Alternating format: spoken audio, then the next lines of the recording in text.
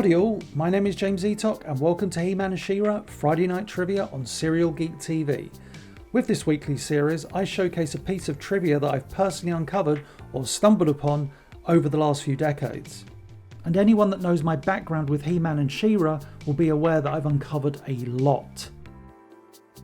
And now for your enjoyment, I present to you She-Ra and the Rolling Stones? I've worked on a lot of digital media releases of He-Man and She-Ra over the last 20 years, and depending on the type of release, some digital releases require far more work than others.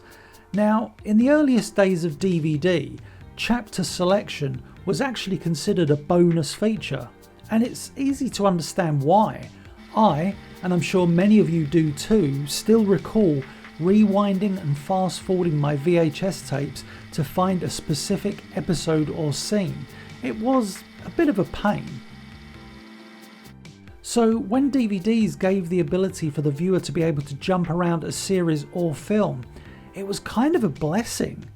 Anyway, as I mentioned, some digital releases required far more work, with the clients wanting the episodes themselves to have chapter points. Not only that, but on occasion they would also want titles for those very same chapter points. Now, this was quite common in the early 2000s, and as a DVD content creator, it was always a lot of fun. For example, on a Marx Brothers DVD I worked on, I had the chapter titles based on He-Man and She-Ra episode titles.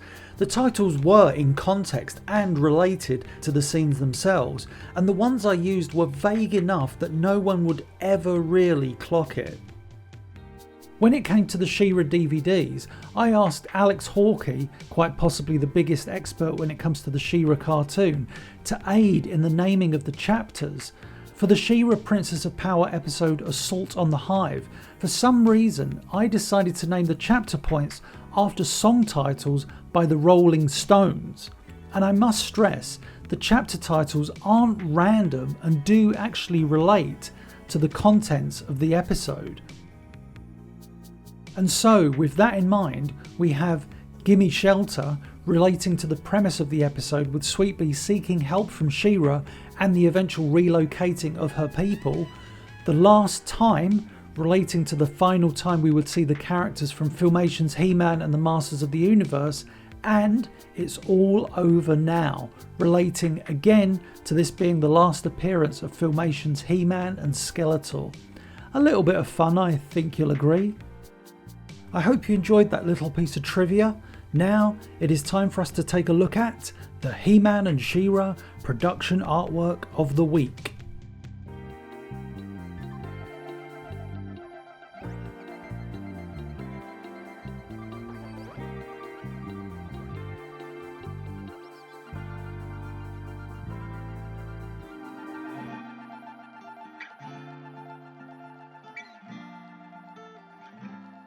And that's it for this week. Thank you for watching.